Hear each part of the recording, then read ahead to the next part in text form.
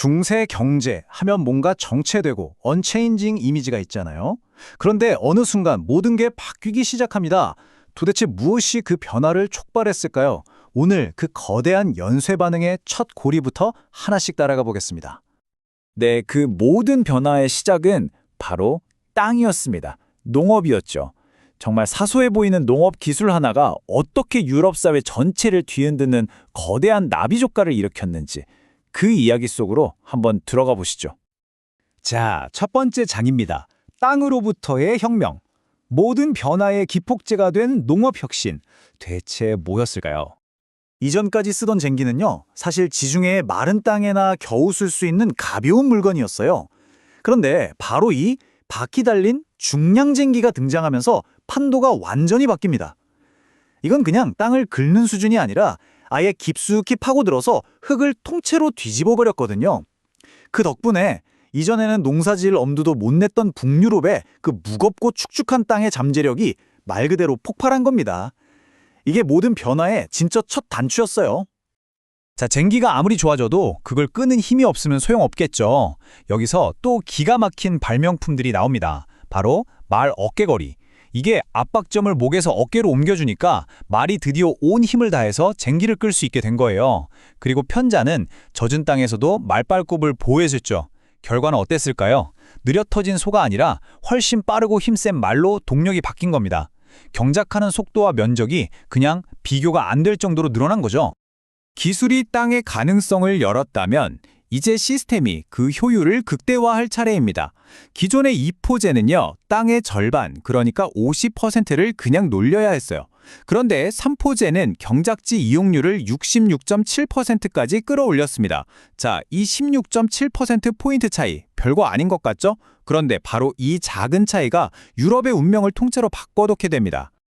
3포제가 단순히 생산량만 늘린 건 아니었어요. 장점이 훨씬 많았죠.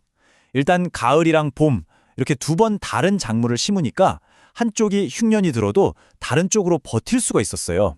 위험이 분산된 거죠. 그리고 특히 콩 같은 작물을 심으면서 땅도 비옥해지고 사람들 식단에 부족했던 단백질까지 공급해주니까 영양 상태가 눈에 띄게 좋아졌습니다. 그럼 이런 신기술은 누가 유럽 전역에 퍼뜨렸을까요? 바로 시토회 수도사들이었습니다. 이 사람들은 노동이 곧 기도다라는 신념을 가지고 있었어요. 그래서 직접 황무지를 개간하고 배수시설 만들고 수령 물레방아 같은 거 설치하면서 사실상 당대 최고의 기술을 전파하는 엔지니어 집단이나 마찬가지였습니다. 자, 이렇게 농업 생산량이 폭발적으로 늘어나니까 당연히 먹고 남는 게 생기겠죠? 이 잉여 생산물이 바로 상업을 다시 깨어나게 합니다. 두 번째 파트, 상업이 어떻게 흩어져 있던 유럽을 다시 하나로 연결했는지 한번 보겠습니다. 유럽에 크게 세 개의 무역 중심지가 생겨납니다. 먼저 북쪽의 플랑드르, 여기는 영국산 양모로 최고급 모직물을 만들었고요. 남쪽에서는 베네치아, 제노바 같은 이탈리아 도시들이 동방에서 들여온 향신료나 비단 같은 사치품 무역으로 엄청난 부를 쌓았죠. 그리고 발트해에서는 류베크를 중심으로 100개가 넘는 도시들이 한자동맹을 결성해서 곡물, 목재 무역을 완전히 장악했습니다. 이렇게 거대한 북쪽과 남쪽의 상권을 하나로 이어준 연결고리가 바로 프랑스의 샹파뇨 전기시였습니다. 근데 여기가 그냥 물건만 사고 파는 시장이 아니었어요. 각 나라 돈을 바꿔주고 요즘으로 치면 어음 같은 걸로 신용거래를 하는 사실상 유럽 최초의 국제 금융허브였던 셈입니다. 상업으로 돈을 번 사람들은 자연스럽게 한 곳에 모여 살기 시작했겠죠? 네, 바로 도시가 생겨납니다. 세 번째 파트에서는 이 도시들이 어떻게 자유를 쟁취했는지 그 이야기를 해보겠습니다. 도시가 자치권을 얻는 과정은 보통 이 세 단계를 거칩니다. 첫째, 상업으로 돈을 엄청나게 법니다. 둘째, 이 돈을 기반으로 시민들이 코뮌이라는 공동체를 만들어서 봉건 영주한테 우리 권리를 달라고 요구하는 거죠. 마지막으로 돈을 주거나 아니면 힘으로 맞서 싸워서 결국 자치권을 보장하는 특허장을 받아내는 겁니다. 당시 독일에 도시의 공기는 자유를 만든다는 유명한 속담이 있었어요. 이게 그냥 멋으로 하는 말이 아니라 실제 법이었습니다. 영주한테서 도망친 농노라고 해도 도시에 딱 1년하고 하루만 숨어 지내면 아무도 건드릴 수 없는 완벽한 자유인이 될 수 있었던 거죠. 1155년에 나온 로리스 씨의 특허장을 보면 도시가 얻어낸 핵심 권리가 뭔지 명확하게 보입니다. 영주의 법이 아니라 도시가 만든 법으로 재판하는 사법권, 세금을 스스로 걷고 쓰는 조세권, 그리고 시민 개인의 재산을 보호하는 재산권 보장까지. 도시는 말 그대로 나라 안에 또 다른 작은 나라가 된 겁니다. 자, 그럼 이렇게 독립한 도시는 내부 경제 질서를 어떻게 잡았을까요?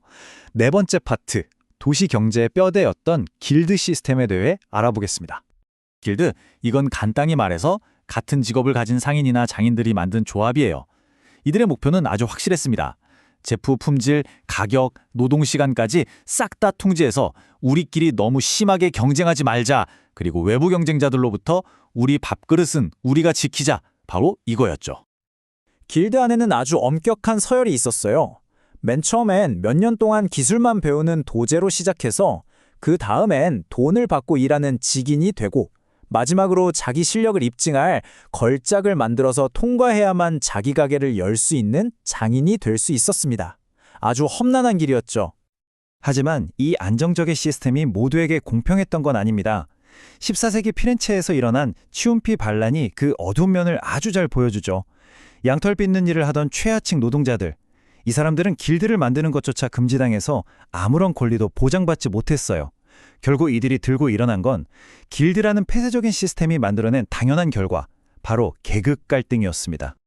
자, 이제 마지막 파트입니다. 새롭게 떠오른 상업경제는 기존의 기독교 윤리와 부딪힐 수밖에 없었겠죠. 신앙과 이윤 사이, 그 딜레마를 한번 살펴보겠습니다. 토마스 아퀴나스는 이렇게 말했습니다. 물건을 제 가치보다 비싸게 파는 건 그 자체로 부당하다. 이게 바로 공정가격이라는 개념인데요. 가격은 시장 논리가 아니라 만든 사람의 노동과 생계를 보장하는 윤리적인 선에서 정해져야 한다는 거였어요. 그러니까 이윤을 추구하는 것 자체를 굉장히 의심스럽게 본 거죠. 가장 크게 부딪힌 부분은 바로 이자 문제였습니다. 교회 입장은 단호했어요. 이자를 받는 건 신의 소유인 시간을 팔아먹는 신성 모독행위다. 절대 안 된다. 하지만 상업 현장은 완전히 달랐죠. 돈을 빌리고 빌려주는 대출과 신용이 없으면 무역을 떠날 수도 사업을 키울 수도 없었거든요. 이건 그냥 필수였습니다. 기독교인들은 이자 놀이를 할 수 없었으니까 이 공백을 누군가는 메워야 했겠죠. 그 역할을 맡은 게 바로 사회적으로 배제됐던 유대인들이었습니다. 다른 직업을 갖기 힘들었던 이들이 상업경제의 혈관에 피를 돌게 하는 정말 필수적인 역할을 했지만 그들에게 돌아온 건 종교적인 비난과 혹독한 박해뿐이었습니다. 결국 이 모든 건 하나의 거대한 연쇄 반응이었습니다. 정리해볼까요? 농업혁명이 식량 잉여를 만들고 이 잉여가 상업을 부활시켰습니다. 상업은 도시를 키웠고 도시는 길드라는 새로운 질서와 이자 문제 같은 새로운 갈등을 낳았죠. 이 모든 고리가 맞물리면서 중세사회의 모습이 완전히 뒤바뀐 겁니다. 여기서 마지막 질문 하나를 던져보겠습니다. 한 사회는 언제쯤 경제적인 필요 때문에 자신들의 가장 오래된 윤리적 규칙을 바꿔야 한다고 결심하게 될까요? 이건 비단 중세시대만의 고민은 아닐 겁니다. 어쩌면 오늘 우리에게도 똑같이 던져지는 질문이겠죠.